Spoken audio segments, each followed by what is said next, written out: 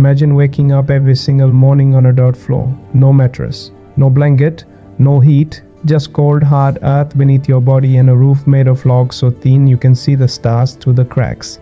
That was Abraham Lincoln every single morning of his childhood. Not for a week, not for a month, for years. He was born on February 12, 1809 in a one-room log cabin in Hardin County, Kentucky. A cabin so small you could cross it in 4 steps.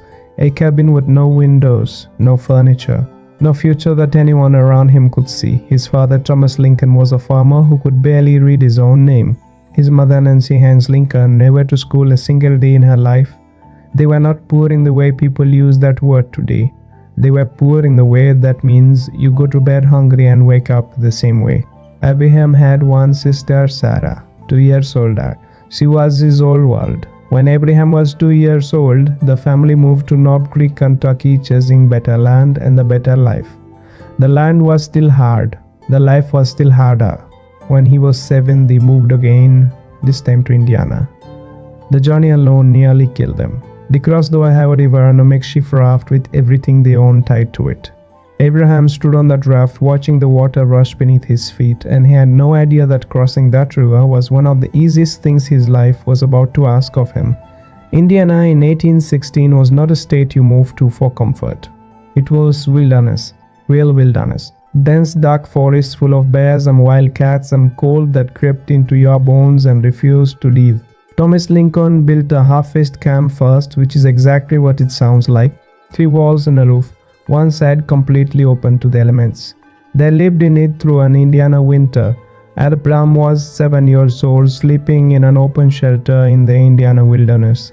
That is where his story begins, and people wonder why he never quit. He was not born into struggle, he was born inside it. He opened his eyes for the first time, and struggle was already there waiting for him. The cold was his first teacher, hunger was his second. The dark was his third, and none of them could break him because he had not yet learned that he was supposed to be broken. He just kept breathing. He just kept waking up. He just kept waking up. He just kept moving because what else was there to do? That is the most important thing to understand about Abraham Lincoln before we go any further. He was not special because he was gifted. He was not special because he was lucky. He was not special because the universe had chosen him for greatness and smoothed this path. He was special because of what he chose to do every single morning when the cold came through the walls and the hunger sat in his stomach and the darkness was everywhere he looked. He chose to get up. That choice, repeated 10,000 times over a lifetime, is the entire story of Abraham Lincoln. In 1818, when Abraham was 9 years old, his mother got sick. It was called milk sickness, a disease caused by drinking milk from cows that had eaten white snake nut. It started as weakness. Then came trembling, then vomiting, then a strange white coating on the tongue, then death. It killed fast, and it killed hard, and it showed no mercy to anyone. Nancy Lincoln died on October 5, 1818. She was 34 years old. Abraham was 9. He helped his father build her coffin out of green lumber. He watched them lower his mother into the cold Indiana ground. He stood there in the trees with his sister Sarah and felt something shift inside him permanently. Something that would never quite go back to the way it was before. His father left shortly after, not forever but long enough. Thomas Lincoln went back to Kentucky looking for a new wife, and he left Abraham and Sarah alone in that cabin in the Indiana wilderness for months. 2 children, alone, in the forest, in winter. They survived because they had to. They ate what they could find. They kept each other warm. Abraham was 9 years old, learning that the world did not care whether you survived and that if you wanted to live, you had to want it more than anything else. When Thomas Lincoln came back, he brought a woman named Sarah Bush Johnston, a widow with 3 children of her own. She walked into that cabin and immediately started crying at what she found. 2 half-starved children in filth and darkness and cold. She cleaned the cabin. She fed the children. She looked at young Abraham and saw something in him that almost nobody else had seen yet. She loved him like her own.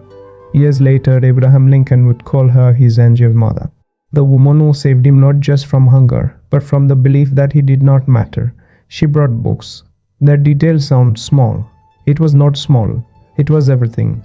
In 1818 in rural Indiana, books were not common, they were precious. Sarah Bush Johnston brought a small collection, and Abraham Lincoln devoured them the way a starving person devours food. He would walk miles to borrow a single book. He would read by firelight until the fire burned out. He would write letters in ash on a wooden shovel because paper was too expensive to waste. He taught himself to read better than anyone around him. He had no school. Not really. The schools that existed were subscription schools, meaning families paid to send their children, and Thomas Lincoln often could not pay. Abraham estimated that all his formal education combined added up to about 1 year, when scattered in complete year of sitting in a classroom. Everything else he learned himself. He did not know it then, but he was building something. Slowly, painfully, in the dark. He was building the mind that would one day hold a nation together. But that was a very long time away. Think about what it means to lose your mother at 9 years old and then be left alone in a forest with your sister for months. Think about what that does to a child. Think about the fear that must have lived in that cabin during those months, the silence, the uncertainty, not knowing if their father was coming back, not knowing if they were going to make it through the winter. Most children would carry that wound their entire lives and let it stop them.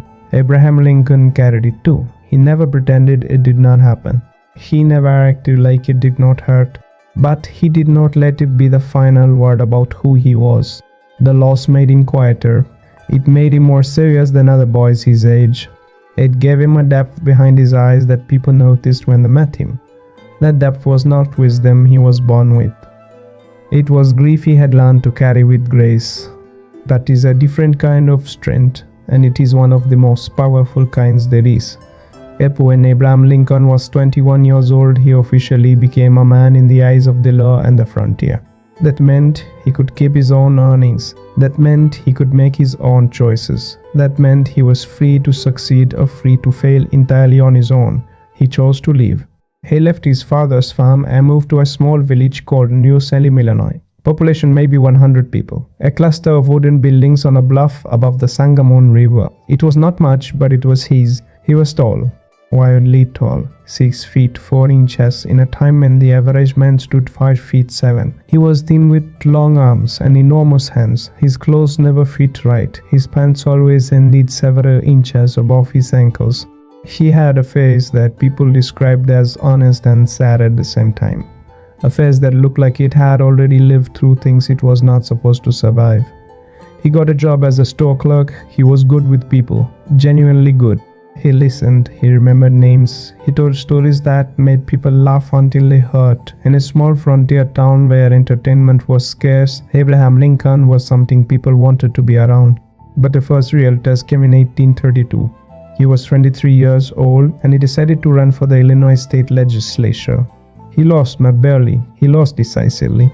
The voters of Sangamon County looked at this awkward, self-educated, poor young man with no money, no family connections and no real platform, and they said no. Most people would have stopped there. He did not stop. The same year he lost that election, he also went into business. He partnered with a man named William Berry, and they bought a general store in New Salem. It seemed like a reasonable idea. People needed supplies, they could sell supplies. The store failed. It failed so completely that when William Berry died in 1835, Lincoln was left with debts so massive that people in New Salem started calling it the national debt as a joke. It took Abraham Lincoln 17 years to pay off every penny of what that failed store owed. 17 years. He could have declared bankruptcy. He could have walked away. He did not. He called the debt the national debt as a joke himself. But he paid every single cent because he believed that a man who does not pay what he owes is not a man worth knowing. That tells you everything about who he was. In 1833, he was appointed postmaster of New Salem. A small job, a humble job. He carried the mail in his hat because he did not own a bag. People would see him coming down the road, reaching into his hat to pull out their letters, and they would smile because that was just Lincoln being Lincoln. The same year he started teaching himself law. No law school, no professor, no mentor. just borrowed books and firelight and that same relentless grinding hunger that had kept him alive in the Indiana wilderness when he was 9 years old. He read Blackstone's commentaries on the laws of England. He read statutes. He read case records. He read and read and read until he understood enough to take the bar exam. He passed it in 1836. He was 27 years old, self-taught, son of an illiterate farmer, born on a dirt floor. He was now a lawyer, and things seemed like they might finally be turning around. But here is what nobody talks about when they talk about Abraham Lincoln teaching himself law. They talk about the determination, they talk about the willpower. What they do not talk about is the humiliation of being 23 years old, with no money and no formal education, watching men half as smart as you walk past you, because they had advantages you never had. What they do not talk about is the specific loneliness of being the tallest person in every room and somehow still feeling invisible. What they do not talk about is picking up a law book by candlelight after a full day of physical labor and fighting your own exhaustion just to read one more page because you know that the only way out of where you are is through that page and the one after it, and the one after it, and the one after that. That is what he did, night after night, year after year, without anyone telling him it was going to work, without any guarantee, without proof. Just faith in himself so stubborn it refused to break even when everything around it said it should. Before we go further, you need to understand something about Abraham Lincoln that most history books skip past too quickly. He was not just a man who faced external failures. He was a man who fought a war inside himself his entire life. He called it the hypo. Today we would call it severe clinical depression. It was not sadness. It was not occasional low moods. It was a darkness that could arrive without warning and swallow him completely. There were periods in his life where people who knew him were genuinely afraid he might take his own life. Not as a metaphor, literally afraid. His friend Joshua Speed once quietly removed all the knives and razors from Lincoln's reach during one of these episodes because he was that concerned. Lincoln himself wrote about it. In a letter in 1841, he wrote that he was the most miserable man living. That if what he felt were equally distributed to the whole human family, there would not be one cheerful face on earth. He was 32 years old when he wrote that. Think about that for a moment. Here is a man running for office, building a law practice, trying to build a life, and simultaneously fighting a darkness inside himself that tried to convince him every single day that none of it was worth continuing. He never defeated it completely. He could not, but he learned to carry it. He learned to wake up every morning with that weight on his chest and still put on his boots and still go out and still do the work. That is not a small thing. That is one of the most extraordinary things about Abraham Lincoln, and almost nobody talks about it. He did not succeed despite his mental illness. He succeeded while living inside it every single day. If you have ever fought that kind of battle inside yourself, then you understand something about Lincoln that his statues and monuments and history books cannot fully capture. He was not made of stone, he was made of struggle. Just like you, the darkness came for him in waves. Sometimes it would live for months and he would feel almost normal. He would tell jokes, he would work, he would laugh with friends and forget for a while that the shadow existed. And then it would come back without warning, without reason, without any connection to whether things were going well or badly in his life. He did not care that he was making progress. He did not care that he had just won a case or made a good speech or that people respected him. It came anyway. And he got up anyway. That is the part that deserves to be carved into marble instead of his face. Not the speeches, not the statesman pose. The fact that every single morning for decades he fought something invisible and exhausting and relentless inside his own mind and still managed to show up for his life. If you are fighting something like that right now, then Abraham Lincoln is not just a historical figure to you. He is proof. He is evidence that it is possible to carry that weight and still build something extraordinary. He is evidence that the darkness does not get the final vote on what you become. Shh. In 1824, Abraham Lincoln ran for the Illinois State Legislature again. This time he won. He was 25 years old and he was going to the state capitol. He had exactly one suit. He borrowed money to buy it. He wore it to Springfield and he walked into that chamber and he listened and he watched and he learned.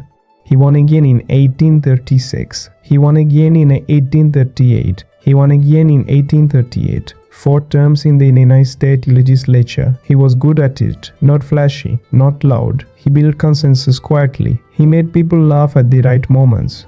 He remembered what mattered to the people who sent him there, but he had bigger ambitions. In 1838, he sought the nomination to be Speaker of the Illinois House of Representatives. He did not get it. In 1843, he sought the Whig Party nomination for a seat in the United States Congress. He did not get it. Let that land for a second. By 1843, Abraham Lincoln had been in politics for nearly a decade. He had won 4 consecutive elections to the state legislature. He was a respected lawyer with a growing practice. He had a reputation for honesty that people talked about all over central Illinois. And he still could not get his own party to nominate him for Congress. He tried again in 1846. This time he got the nomination and he won the election. He was going to Washington. He served 1 term in the United States Congress, a single 2-year term from 1847 to 1849. He spoke out against the Mexican-American War. When speaking out against it was politically dangerous. He introduced a bill to abolish slavery in the District of Columbia that went nowhere. He was one voice in a large chamber and he made almost no visible impact. When his term ended, he went back to Springfield. He went back to being a lawyer. For the next 5 years, from 1849 to 1854, Abraham Lincoln largely stepped away from politics. He was 39 years old, then 40, then 41, and the dream of national significance seemed to be fading into the Illinois prairie like smoke in the wind. His law partner William Herndon later wrote that during this period, Lincoln seemed to give up on his political ambitions, that the fire seemed to go out. But it had not gone out, it was gathering. Those 5 quiet years were not wasted years. They were years where he was becoming something. Every case he argued made him sharper. Every jury he addressed taught him something new about how ordinary people think and what they need to hear to be persuaded. Every failed political attempt had taught him what not to do. He was accumulating something invisible, something that does not show up on a resume or a list of accomplishments. He was accumulating depth, and depth is the thing that carries you when everything else falls away. Most people, when they fail, step back and ask whether they chose the wrong path. Abraham Lincoln stepped back and asked how he could get better. That distinction is everything. One question leads you away from what you want. The other leads you deeper into who you need to become to get it. We cannot talk about Abraham Lincoln without talking about Mary Todd. They met in Springfield in 1839. She was 21, he was 30. She was from a wealthy Kentucky family, educated in the finest schools of the South. He was from a dirt floor in a 1-room cabin. They should not have made sense together. They made complete sense together. Mary Todd was brilliant, sharp-minded in a way that surprised men who expected less from a woman of her era. She was interested in politics at a time when women were not supposed to be. She looked at Abraham Lincoln and saw the president before the rest of the world did. She did not see the awkward clothes or the sad face or the country accent or the lack of money or the history of failure. She saw the mind behind the eyes. She saw the quality of how he thought and how he listened and how he cared. She saw what he was going to be before he was it. They got engaged in 1840. Then Abraham Lincoln broke the engagement. The reasons are complicated and historians still debate them. Part of it was his depression. Part of it was genuine fear that he could not provide for her in the way her background had prepared her to expect. Part of it may have been his feelings for another woman named Matilda Edwards who had recently arrived in Springfield. Whatever the reason, he broke the engagement and it destroyed him. January 401, 1841 is a date that appears in letters from people who knew Lincoln with a kind of hushed horror. He simply collapsed, not physically, mentally, emotionally. He missed meetings. He could not work. Friends wrote letters to each other asking if he would survive. He survived. Slowly, painfully, he climbed back out. And 18 months later, he and Mary Todd were back together. They married on November 4, 1842. The marriage was real and complicated and full of love and full of difficulty. Mary Todd Lincoln struggled with her own mental health throughout their life together. They lost children, they fought, they grieved together in ways that bonded them in a way comfortable people never get to be bonded. She believed in him when the evidence for believing in him was thin. She believed in him when he had failed more times than he had succeeded. She believed in him when the people around them thought he was finished. That kind of belief from one person who truly sees you is not a small thing in a life. It is sometimes the entire difference. Behind every person who refuses to quit, there is usually someone who looked at them at their lowest and said, "I still see you. I still believe in what you are building." For Abraham Lincoln, that person was Mary Todd. Remember that the next time you find yourself wondering whether your support of someone matters, it matters more than you will ever know. By 1854, something had changed in America, and Abraham Lincoln felt it in his bones. Dickens' Nebraska Act of that year essentially opened the door to slavery spreading into new territories where it had been previously restricted. It was a seismic shift. It split parties apart. It turned neighbors into enemies. It pushed a long simmering national argument into something that felt like it was about to boil over. And Abraham Lincoln woke up. He threw himself back into politics with a fury that surprised even people who thought they knew him. In 1854, he campaigned hard for a seat in the United States Senate. He almost got it. In the Illinois legislature, which at that time chose the state senators, Lincoln led the voting through ballot after ballot. He had the most votes. He was the frontrunner, and then in a complicated series of political maneuvers designed to prevent an anti-slavery candidate from winning, he was forced to throw his support to another candidate to prevent something worse. He gave up a Senate seat he had nearly won to stop a man he considered even more dangerous from getting it. He went home empty-handed. In 1856, he sought the Republican Party's vice presidential nomination. He did not get it.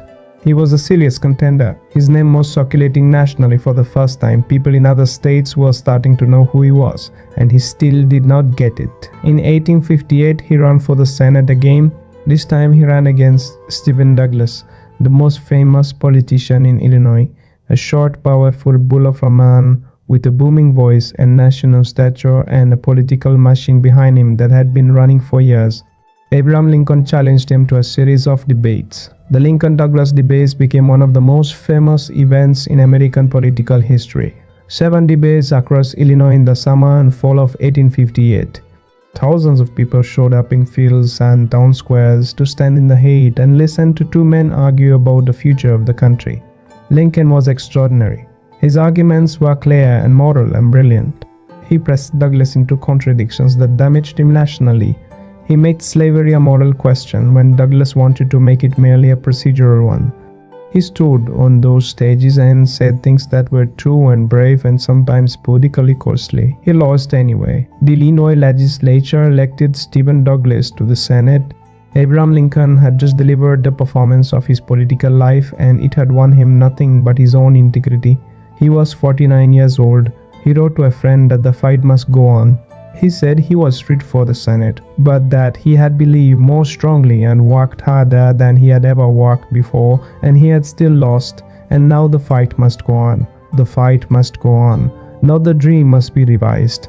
Not perhaps it was not meant to be. Not maybe I should try something else. The fight must go on. That sentence is Abraham Lincoln's entire philosophy in 6 words. And I want you to sit with those 6 words for a moment, because they are not easy words. They are not the words of a man who is confident. They are not the words of a man who knows how the story ends. They are the words of a man who is tired and disappointed and has just watched another door close in his face and has decided, in spite of all of that evidence, to keep walking toward the next door. That is not inspiration. That is decision. That is the hardest and most important kind of courage there is. Shh. In 1860, Abraham Lincoln ran for President of the United States. He was not the favorite. William Seward of New York was the favorite. A powerful, experienced senator with national name recognition and a strong political organization behind him. Salmon Chase of Ohio was a serious contender. Edward Bate of Missouri had supporters. These were the men that people expected to emerge from the Republican convention in Chicago. Abraham Lincoln was the local candidate. The man from Illinois, the interesting long shot, the one who had lost to Douglas 2 years earlier. He was 51 years old, his hair was going grey, his face looked like it had been carved by weather and grief and time. He had been in national politics for exactly 2 years, spread across a decade, and had accomplished almost nothing visible to show for it. He won the nomination on the third ballot, then he won the election. On November 6, 1860, Abraham Lincoln was elected the 16th President of the United States, 28 years after his first political defeat. 28 years of losses and failures and broken engagements and collapsed businesses and depressions so dark that friends took knives away from him. 28 years of the fight must go on playing on a loop inside a mind that refused to stop even when everything around him said it should. He had won, but winning was about to ask more of him than losing ever had. Think about what that moment must have felt like. Not the celebration, not the triumph. Think about the private moments somewhere in that evening when Abraham Lincoln was alone with himself and understood what had just happened. This man who had lost more times than most people try. This man who had been told by his own party more than once that he was not the right choice. This man who had been so depressed at certain points in his life that his friends hid sharp objects from him. This man had just been elected to lead the most powerful democratic nation on earth, and the country was already breaking apart before he even got to Washington. He did not get a moment of easy victory. He never got that, but he had earned something that no one could take from him. He had earned the right to be in the room where the decisions got made. And that is exactly what 28 years of refusing to stop will eventually give you. Shh! The southern states started leaving the Union before he was even inaugurated. By the time Abraham Lincoln stood on the steps of the Capitol on March 4, 1861 and placed his hand on a Bible and swore to preserve, protect and defend the Constitution of the United States, 7 states had already seceded. The country he was swearing to protect was already breaking apart in his hands. The Civil War began 6 weeks later. What followed were 4 years that would have destroyed any ordinary man. He had generals who refused to fight. Generals who fought badly, generals who lost battles that should have been won and won battles in ways that cost more than they should have. He replaced general after general, while newspapers and politicians called him incompetent and worse. He signed the Emancipation Proclamation on January 1, 1863, knowing it was the right thing and knowing it would cost him politically and signing it anyway. He lost his son Willie in the White House in 1862, 11 years old. Typhoid fever. He watched his son die in a bedroom down the hall from where he was trying to hold the country together, and he could not stop either thing from happening. Mary Todd Lincoln never fully recovered. She had lost one son before Willie, and losing Willie pushed her to a place that scared everyone who loved her. Lincoln sat with her grief on top of his own grief, on top of the grief of a nation tearing itself apart. In 1864, he was not sure he would be re-elected. The war was going badly. Casualties were staggering. Public opinion had turned dark. He wrote a memorandum in August of 1864 saying that it was exceedingly probable that this administration would not be re-elected and that it was his duty to cooperate with the president-elect in saving the Union between the election and the inauguration.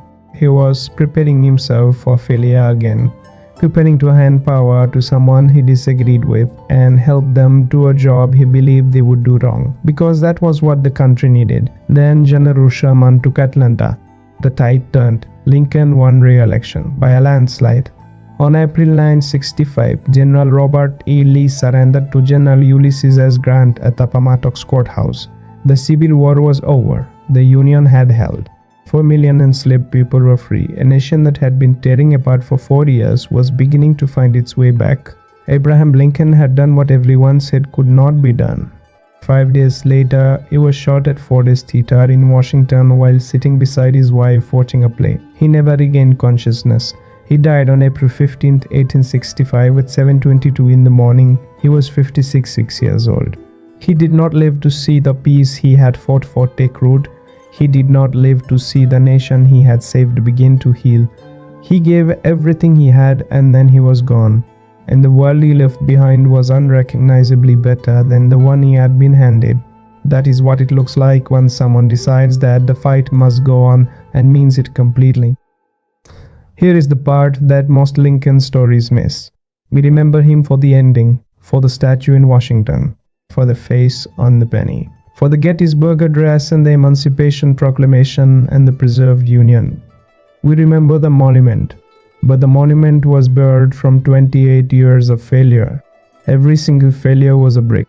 The lost election in 1832 was a brick. The collapsed business and 17 years of debt was a brick. The broken engagement and the depression of 1841 was a brick. The lost Senate nomination in 1843 was a brick. The single term in Congress, where Yako missed almost nothing, was a brick. The Senate defeat of 1854 was a brick. The missed vice presidential nomination in 1856 was a brick. The Senate defeat of 1858 after the most brilliant debate performance of the decade was a brick. 28 years of bricks. And then something extraordinary was built from them. But here is what you need to understand. At no point during those 28 years did Abraham Lincoln know that he was collecting bricks. He did not know there was going to be a monument at the end. He did not know that the 1832 loss would someday be a footnote in a story about becoming president. He did not know any of that. He just kept going because he believed the fight must go on. That is the real lesson. Not that your failures are secretly successes in disguise. Not that every loss is leading you somewhere. Maybe it is. Maybe it is not. Abraham Lincoln did not know. You do not know either. The real lesson is this. He kept going anyway. Without the guarantee, without the evidence, without the reassurance that it was all going to work out in the end. He kept going because the alternative was to stop, and stopping was something he refused to do. You are not Abraham Lincoln. Your battles are not the Civil War. Your losses are not losing a Senate race that you won by every measure that mattered. But the question your life is asking you right now is the same question his life asked him 150 times. Are you going to stop or are you going to keep going? He answered that question the same way every single time. The fight must go on. That answer built a monument. What will your answer build? Here is something else most people never consider when they look at Abraham Lincoln's life. Every single person who rejected him is forgotten. The editor who fired Walt Disney for lack of imagination is forgotten. The teacher who told Edison he was too stupid to learn is forgotten. The party bosses who passed over Lincoln for the congressional nomination in 1843 are forgotten. Every person who looked at Abraham Lincoln and said "not you" is gone from history as completely as if they never existed. And the man they rejected is carved into a mountain. That is not a coincidence. That is what happens when you refuse to let someone else's small vision of you become the ceiling of your life. Lincoln never let their no become his no. He kept asking, he kept trying, he kept building. And eventually, the world ran out of reasons to say no. Shh. Let me be specific because I want you to feel the full weight of this timeline. In 1832, he lost his first election for Illinois State Legislature at age 23. The same year, his general store failed completely and he was left with debts that took 17 years to repay. In 1835, Anne Rutledge, the woman many historians believe he loved, deeply died of typhoid fever, and he was so devastated that friends again feared for his life. In 1836, he suffered a severe mental breakdown so serious that the people closest to him were genuinely afraid he would not survive it.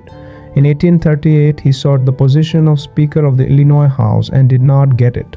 In 1840, he broke his engagement to Mary Todd and suffered another collapse so complete that he could barely function for weeks. In 1843, he sought the Whig nomination for Congress and did not get it.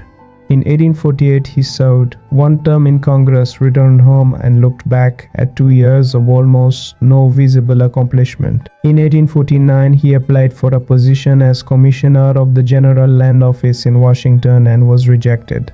In 1854, he ran hard for the United States Senate, led the voting for ballot after ballot, and had to withdraw when he was almost certain to win in order to prevent a worse outcome. In 1856, he sought the Republican vice presidential nomination and did not get it. In 1858, he ran for the United States Senate against Stephen Douglas, gave the greatest debate performance of the era, and lost. That is the list. 12 significant documented failures between 1832 and 1858. 26 years of documented public failure and private suffering, and in every single one of those years he also woke up every morning fighting a depression that his era had no real treatment for. No therapy, no medication, no understanding of what it even was. just a darkness that came and went and came again, and that he had to fight entirely alone inside his own mind. And in every single one of those years, he was also building his legal mind so sharp it became one of the finest in Illinois, building his understanding of people so deep that he could walk into any room and within minutes know exactly what every person in it needed to hear, building his ability to communicate in language so clear and simple and true that it still reverberates 160 years after his death, building relationships with people who would one day put him in rooms that changed history. Building reputation one kept promise at a time, one honest interaction at a time, one paid debt at a time over 17 years. Building the quiet, unshakable conviction that he was right about the things that mattered most even when everyone around him said otherwise. The failures did not stop the building, they were part of it. Every loss taught him something he could not have learned any other way. Every rejection revealed something about himself or about the world that made him better equipped for what was coming. He did not know that at the time. He just kept going, and the building kept happening whether he could see it or not. There is a kind of person who needs to hear this story today. You know who you are. You have been working towards something for years and you cannot see the progress. You have tried and failed more times than you feel comfortable admitting to anyone, including yourself. You have nights where the doubt is louder than anything else, and the voice inside you that says you are fooling yourself seems to have better evidence than the voice that says, keep going, you are tired. Not the kind of tired that sleep fixes, the deep kind. The kind that lives in your bones and your history and your accumulated weight of trying and not getting there. The kind of tired that makes you wonder sometimes in the quiet moments whether you are the problem. Whether the people who doubted you were right all along. Whether the smart move is finally just to accept that some things are not meant for you and find a way to make peace with a smaller life. Abraham Lincoln was that tired. He was that tired in 1832 when he was 23 and just starting, and the first door closed in his face. He was that tired in 1843 when he was 34 and watching other men get what he wanted while he went home again empty-handed. He was that tired in 1854 when he was 45 years old and gave away a Senate seat he had nearly earned because doing the right thing mattered more to him than winning. He was that tired in 1858 when he was 49 years old and had outperformed every expectation anyone had ever had of him and delivered the greatest political debate performance of his generation and still gone home with nothing but his own integrity and a handshake. He was tired and he kept going, not because he was superhuman, not because he was fearless, not because he was certain that it was all going to work out. He kept going because he decided that the fight was worth more than his comfort, and that the cause was worth more than his pride, and that the people who needed him to keep going were more important than the voice that told him to stop. He made a decision. Every single morning for 28 years he made a decision. And then one morning in 1860, the decision paid off in a way that changed the history of the world. You do not need a monument. You do not need history books to remember your name. You do not need to change the course of a nation of 4 million people or hold a broken country together with your bare hands. You just need your thing, the specific thing you are working toward, the specific version of better you are trying to build, the specific life you are trying to give to yourself or your children or the people who need you to not give up. That thing is worth the 28 years. That thing is worth the dark mornings and the public failures and the private doubts and the conversations you have with yourself at 2 in the morning when the weight of it feels like more than one person should have to carry. That thing is worth carrying. Abraham Lincoln got up off the dirt floor in Kentucky and he walked 28 years through loss after loss after loss. And he did not stop. He did not stop when the store failed. He did not stop when his mother died and his father left and he spent months alone in a forest as a child. He did not stop when the legislature rejected him. He did not stop when the darkness inside his own mind told him to. He did not stop when the party passed him over. He did not stop when Congress gave him nothing.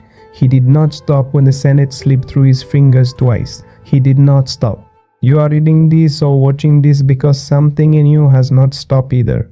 That something in you is the most important thing about you. It is more important than your talent. It is more important than your background. It is more important than the resources you have or do not have or the advantages other people seem to carry that you were never given. That refusal to stop is the thing. Feed it, protect it, honor it every single day by showing up for whatever your version of the fight looks like. Give it everything you have on the good days. Give it whatever is left on the bad ones. Because the fight must go on.